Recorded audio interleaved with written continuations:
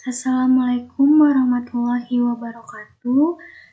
Izin memperkenalkan diri, saya Rizky Yuniawati dengan NIM 321211014 dari Kimia Reguler Pagi 2021.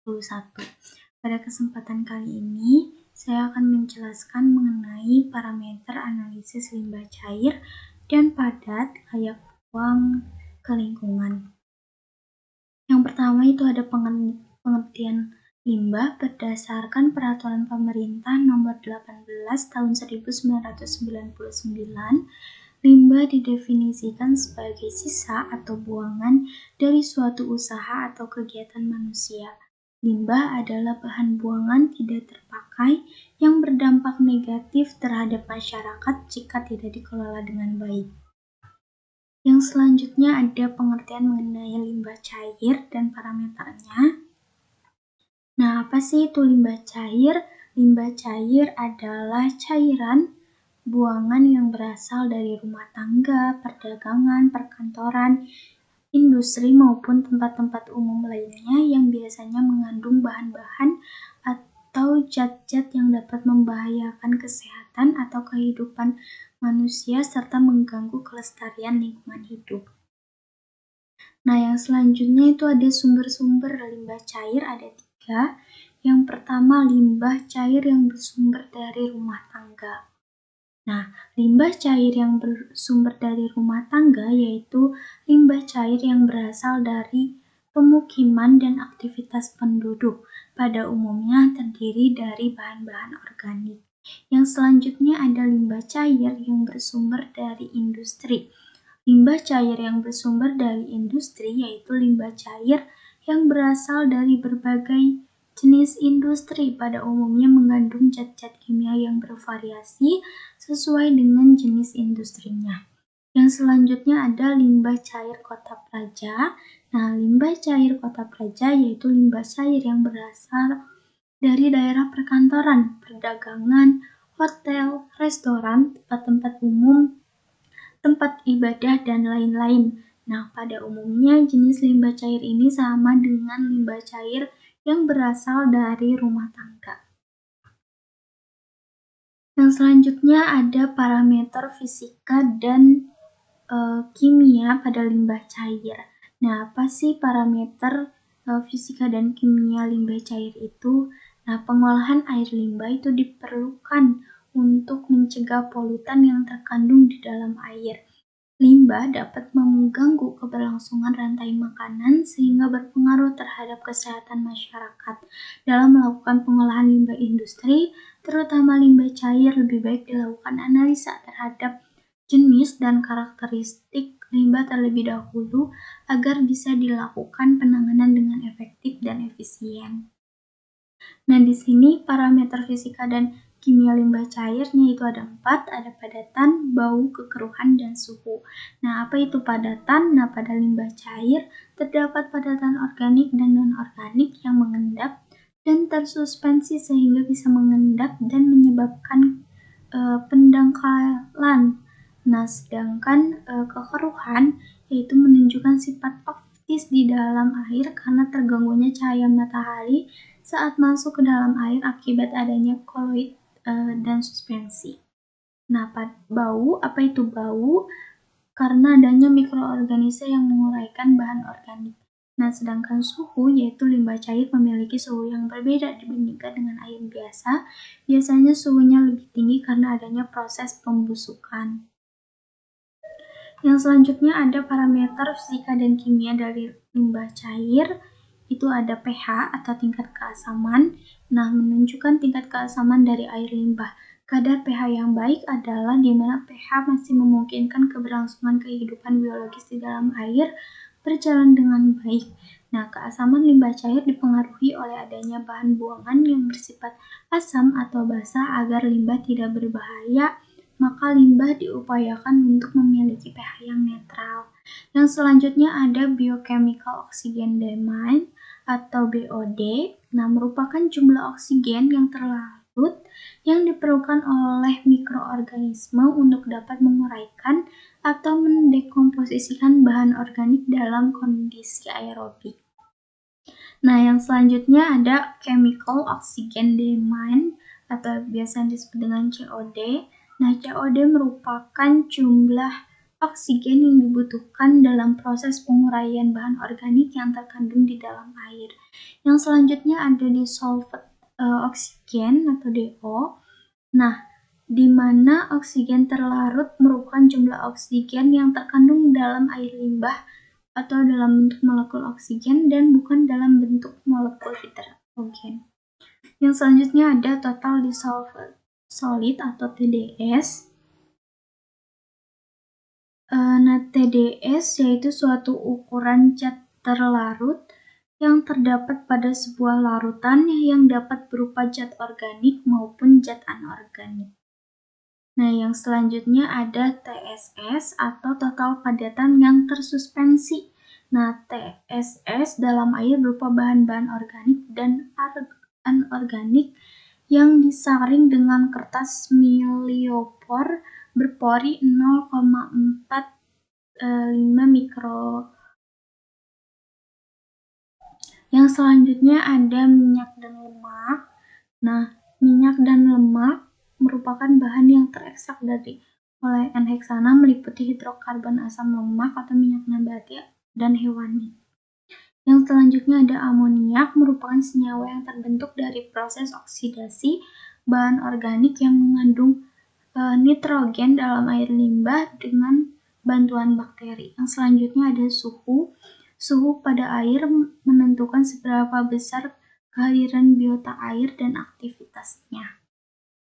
Nah, sebelum limbah dibuang ke lingkungan, maka limbah cair harus memenuhi parameter fisika dan kimia. Setelah memenuhi parameter fisika dan kimia sesuai dengan kadar atau analisis yang telah ditentukan, maka limbah tersebut dapat dibuang ke lingkungan.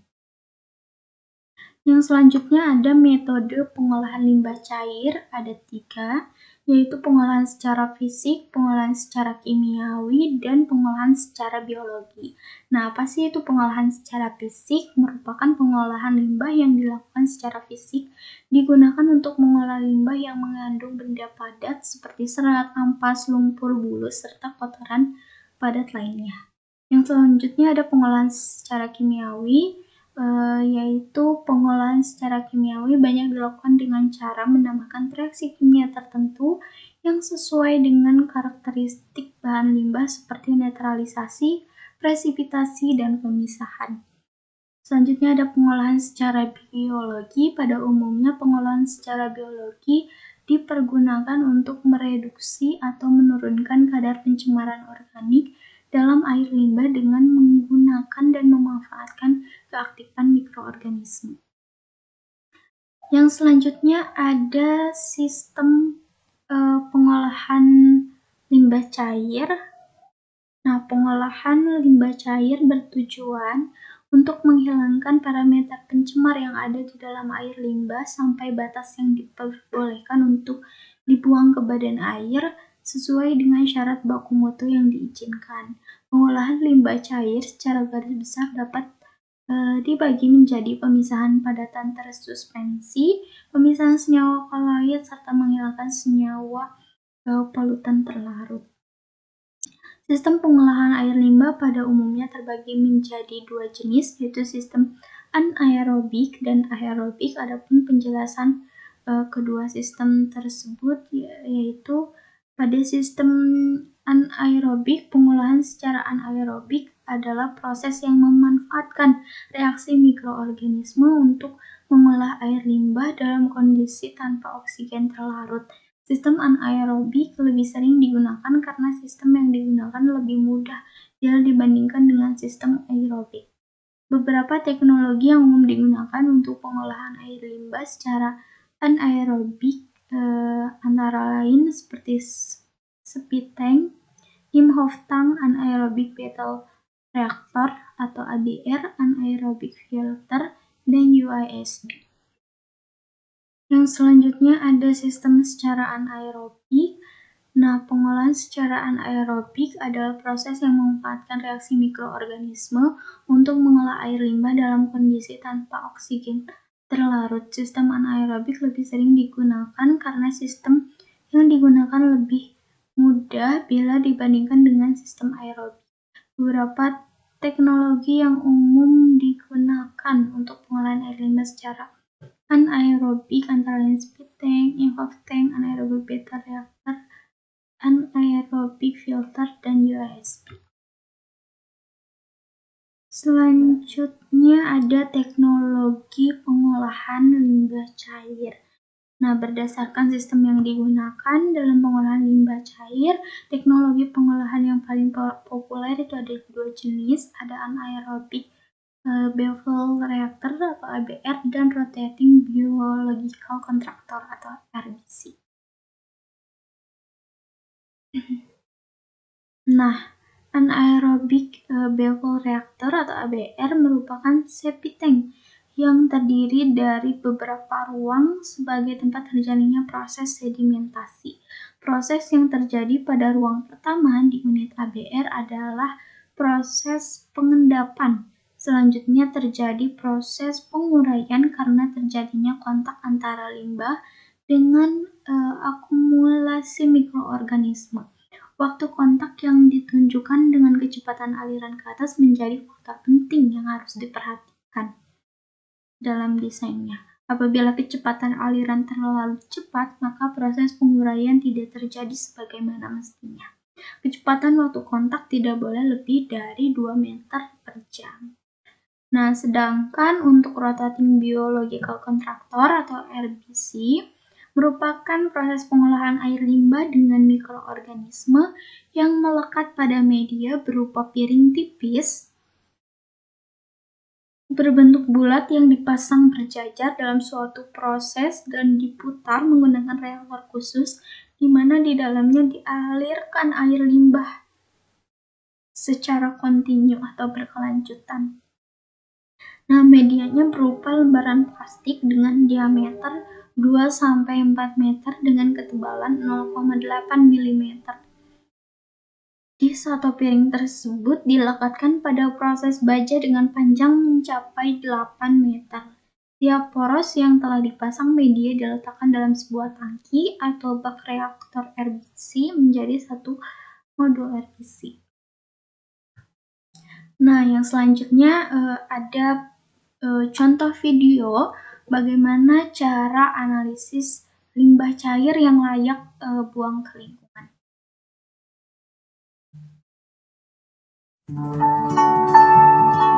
Nah, di sini ada pengujian parameter minyak dan lemak. Nah, di sini disiapkan dulu lampu kosongnya.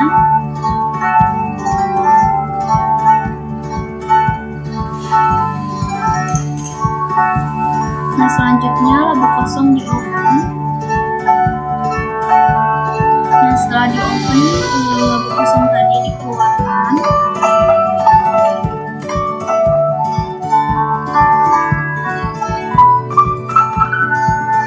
Nah, dimasukkan ke dalam desipator selama 30 menit.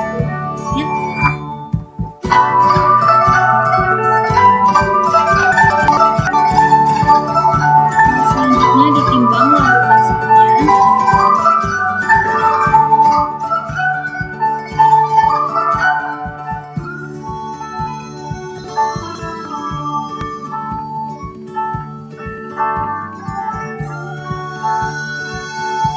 Nah, selanjutnya catat dan ulangi prosesnya hingga diperoleh berat. Nanti ada fungsinya. Yang pertama yaitu diukur untuk dimasukkan ke dalam cupang pisang. Selanjutnya ditambahkan 30 ml sana.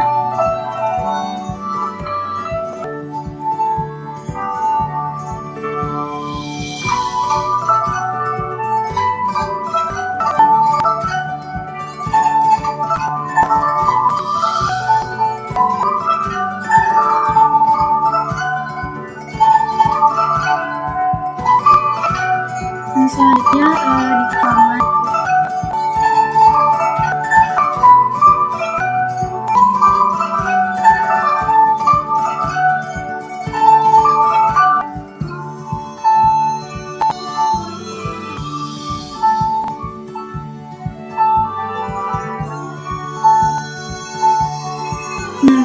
Masukkan kuas air ke dalam gelas kimia.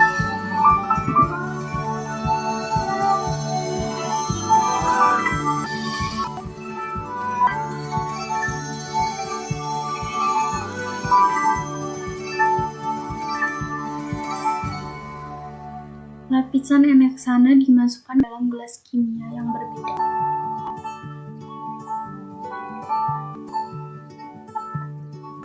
Ulangi proses ekstraksi banyak dan tambahkan natrium anhidrat.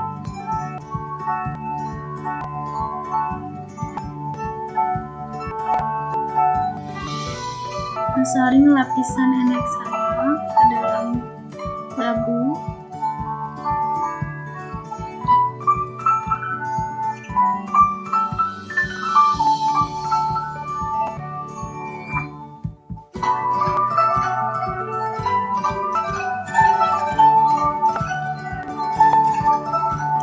Kemudian dilakukan destilasi pada suhu 70 derajat Celcius.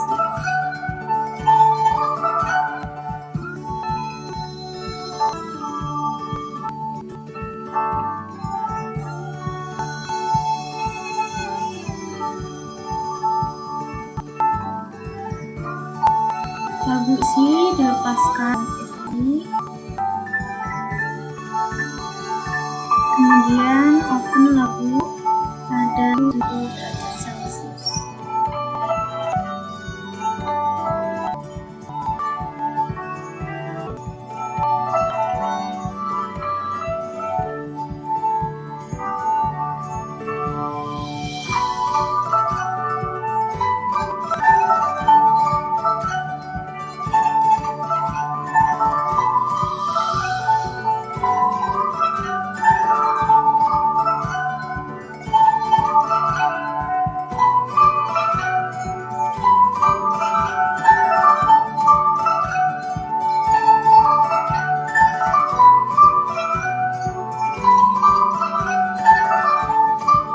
Setelah selesai di oven, dimasukkan ke desikator.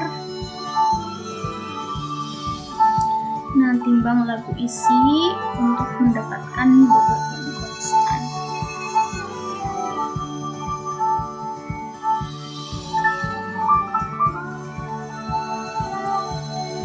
Dicatat beratnya.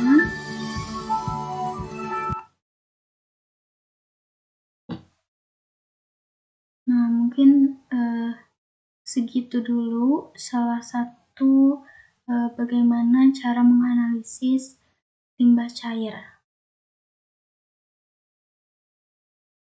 Setelah dilakukan analisis minyak lemak, maka sesuai dengan batu muku yang telah ditentukan, limbah tersebut dapat layak buang ke lingkungan.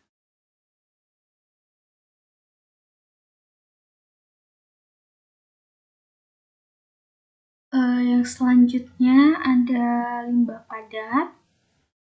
Nah, limbah padat merupakan sisa hasil kegiatan industri ataupun aktivitas domestik yang berbentuk padat. Contoh dari limbah padat diantaranya yaitu kertas, plastik, serbuk besi, serbuk kayu, kain, dan lain-lain.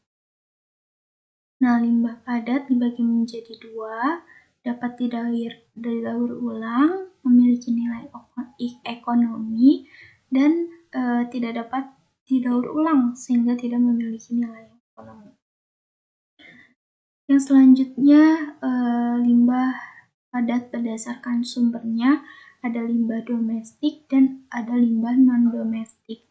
Nah, limbah domestik merupakan limbah dari permukaan, limbah dari perdagangan, dan limbah dari institusi. Sedangkan limbah non-domestik yaitu limbah industri, limbah sisa bangunan, dan konstruksi gedung. Yang selanjutnya, limbah padat berdasarkan jenisnya dibagi menjadi dua, limbah organik dan limbah anorganik.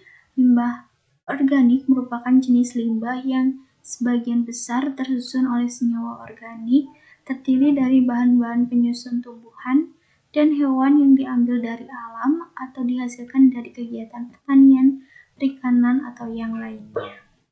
Nah, sedangkan limbah anorganik merupakan jenis limbah yang tersusun dari senyawa anorganik, pada umumnya berasal dari sumber daya alam tak terbaharui seperti mineral dan minyak bumi, atau berasal dari hasil buangan proses industri.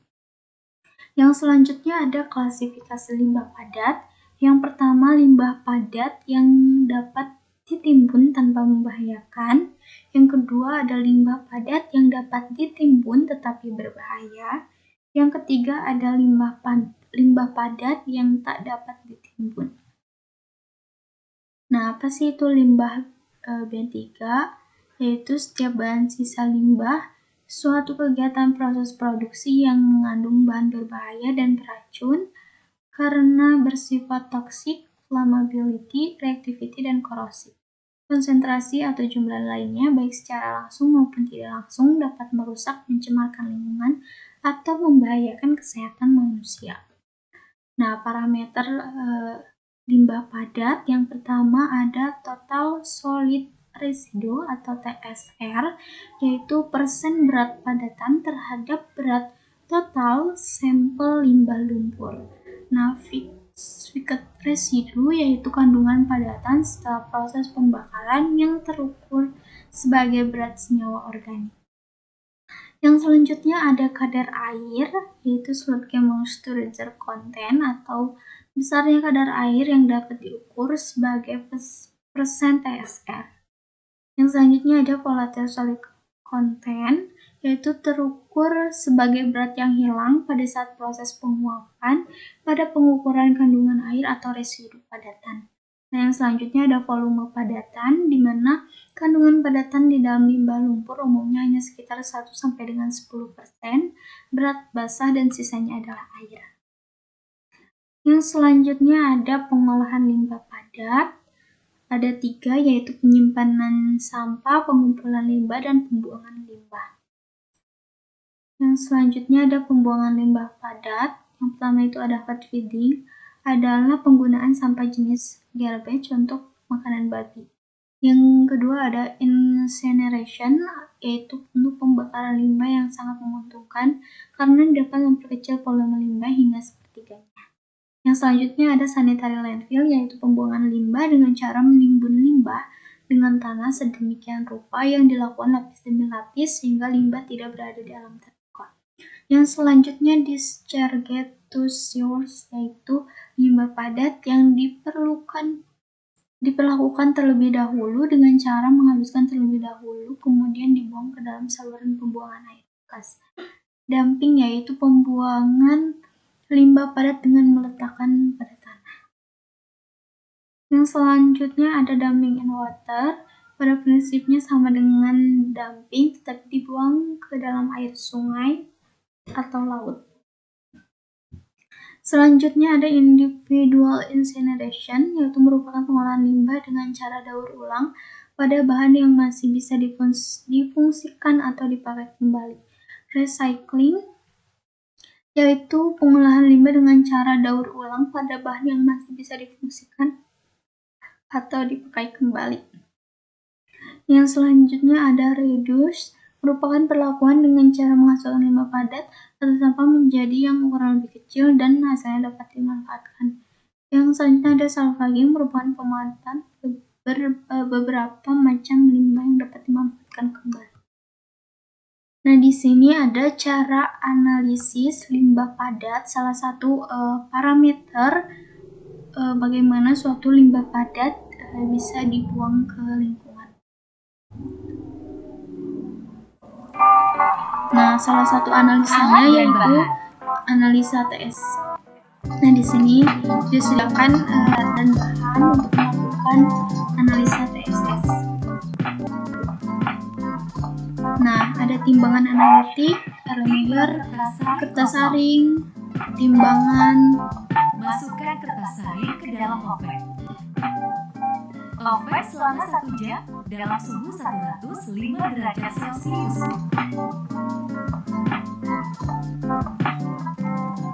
Jika sudah, keluarkan kertas saring dari oven. Homogenkan sampel sebelum dituangkan di gelas kimia. Tuangkan Nah, 100 sampelnya ml merupakan limbah. Cek suhu kedua sampel. Cek pH kedua sampel.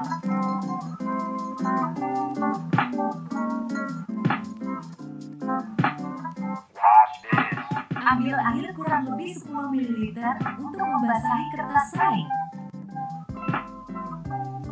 Tuang masing-masing kertas saring dengan 5 ml air.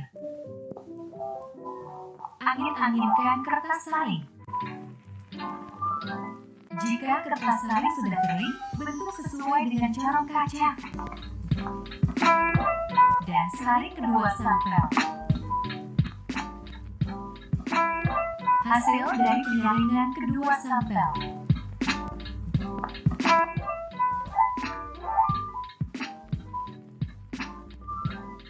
Oven kertas saring selama 1 jam dengan suhu 105 derajat Celcius.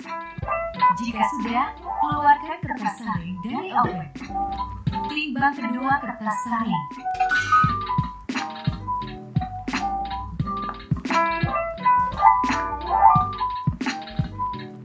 Sekian, terima kasih. Nah, mungkin segitu dulu penjelasan mengenai parameter analisis limbah cair dan padat yang layak buang ke lingkungan. Mohon maaf apabila ada kesalahan.